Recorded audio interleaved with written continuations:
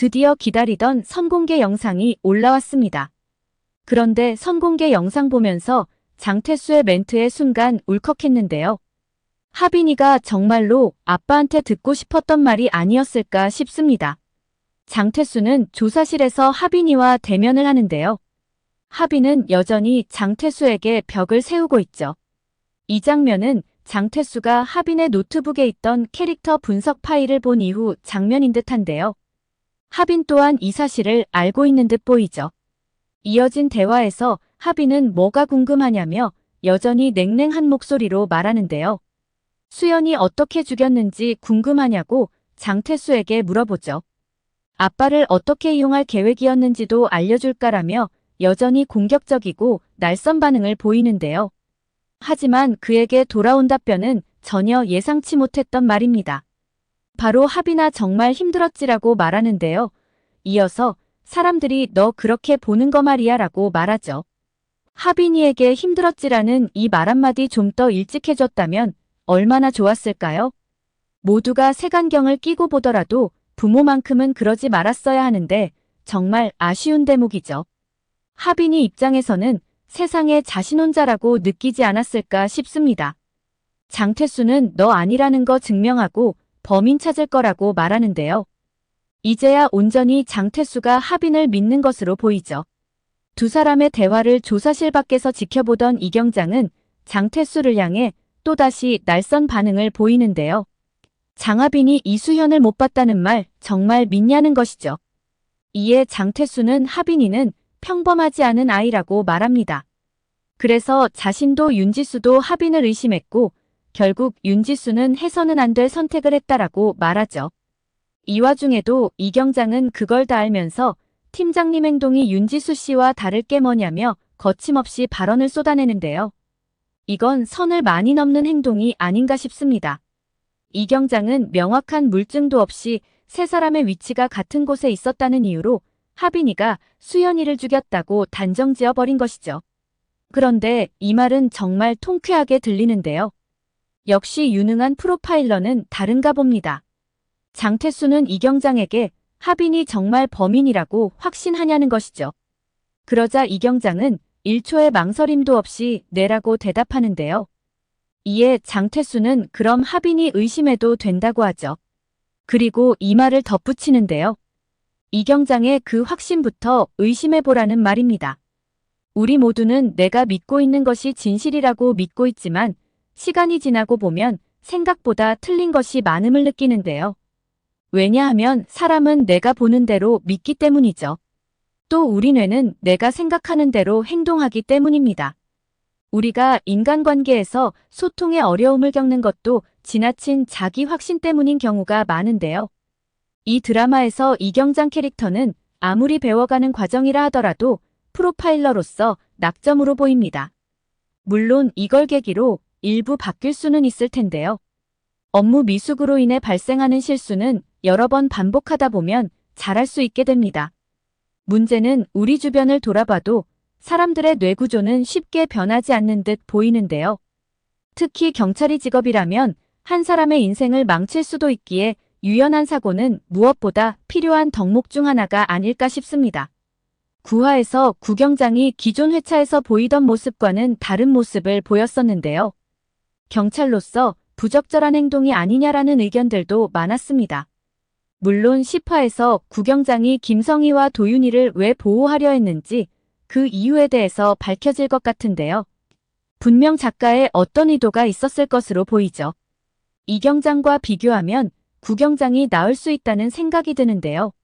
사건에서 심증은 있지만 물증이 없음에도 지나치게 범인으로 단정하다 보면 또 다른 피해자를 양상할 수 있다는 것이죠. 아마도 이경장이 하빈에 대한 집착을 멈추지 못하는 것도 내 판단이 틀릴 리 없다는 오만함에서 비롯된 것이 아닐까라는 생각이 듭니다. 잘못을 인정하고 오류를 인정할 줄 아는 사람이야말로 진정 용기 있는 사람이죠.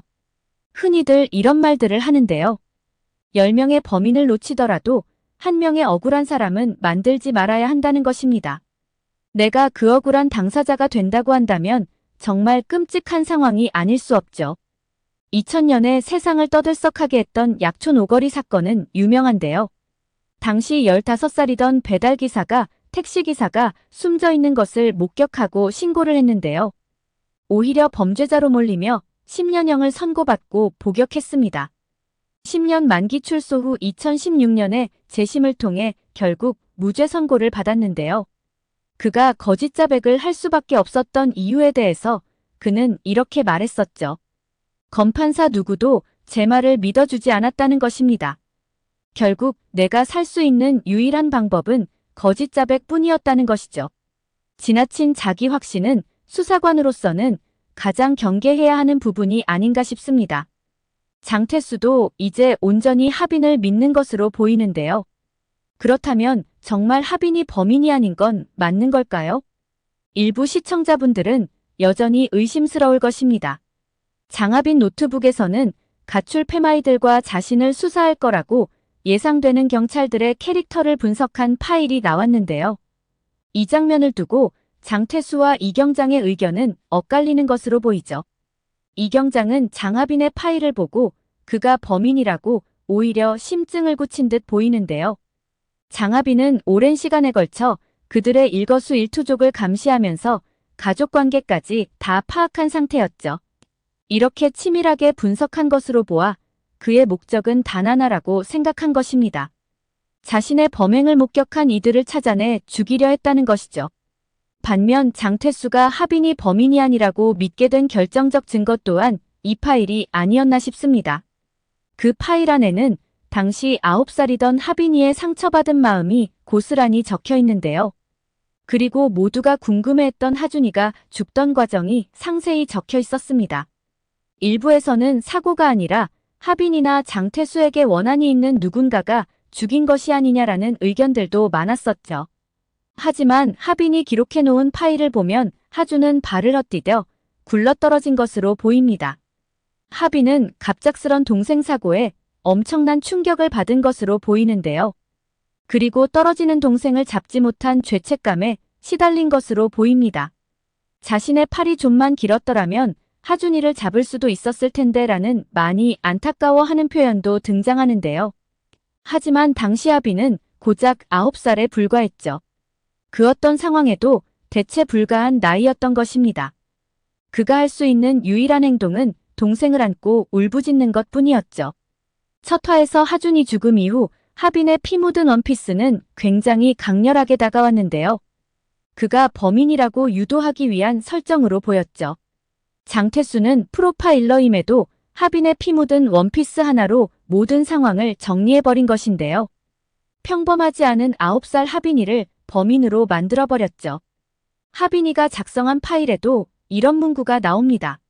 자신도 하준이 발을 헛디뎌 떨어지던 그 순간을 잊을 수 없었다고 말이죠. 그런데 피 묻은 옷을 입고 현장에 나타난 자신을 발견했을 때 일그러지던 장태수의 표정이 아직도 생생하다고 적혀 있습니다. 하빈은 이후에도 끝없이 자책한 것으로 보이는데요. 자신이 좀 더 컸더라면, 팔이 길었더라면, 조심했더라면 하고 말이죠. 참 의미 없는 가정인데 얼마나 죄책감이 컸으면 끊임없이 이렇게 자책을 했을까 생각하니 참 마음이 아픕니다. 당시 경찰 조사에서도 상황 설명을 했음에도 불구하고 자신한테 거짓말했다며 장태수는 자신을 계속 몰아세웠는데요. 아무리 하빈이 아니라고 해도 믿지 않았던 장태수이죠. 어쩌면 지금 이경장 모습이 한때 하빈을 의심하던 장태수의 모습이지 않을까 싶습니다. 그래서 더 마음이 아프고 씁쓸하게 다가오지 않을까 싶죠. 윤지수의 가장 큰 잘못은 바로 이 부분인데요. 이렇게 상처 가득한 하빈에게 상처를 먼저 치유해주는 것이 아니라 남들과 똑같이 만드는 데에만 골몰했죠. 어떻게 보면 공감 능력을 상실한 사람은 하빈이가 아니라 윤지수가 아니었나 싶습니다. 하빈이가 하준이랑 뛰어놀 때 굉장히 즐겁게 웃으면서 노는 모습을 볼 수 있었는데요. 하빈이 웃음을 잃게 된 건 결국 하준 죽음과 이어진 부모들의 의심 때문인 것으로 보이죠. 결국 윤지수는 하빈을 자신의 입맛대로 변화시키려 했고 한 번도 하빈 자체를 이해하려는 노력은 하지 않은 듯 보입니다. 그러다 그 의심이 너무 커지면서 결국 그 의심이 윤지수를 잡아먹어버린 것이죠. 이런 상황을 종합해보면 윤지수 죽음의 진실을 파헤치기 위해서는 본인이 직접 나설 수밖에 없다고 생각했을 것으로 보이죠. 만일 장태수에게 이것을 수사해달라고 했으면 그가 들어줬을까요? 결국 그가 선택한 방법이 장태수가 자신을 의심하게 만들어 계속해서 수사를 하게 상황을 만들어버린 것입니다. 무엇보다 아무도 말해주지 않는 진실을 알고 싶었기 때문이죠. 결국 하빈은 누군가를 살해한 범인이 아니라 어른들에 의한 피해자가 아닐까라는 생각이 듭니다. 그리고 그 과정에서 일어난 사망 사건들은 김성이라는 인간의 주체할 수 없는 욕망에서 비롯된 것이 아닐까 싶습니다. 오늘 영상은 여기까지입니다. 구독, 좋아요는 언제나 제게 큰 힘이 됩니다.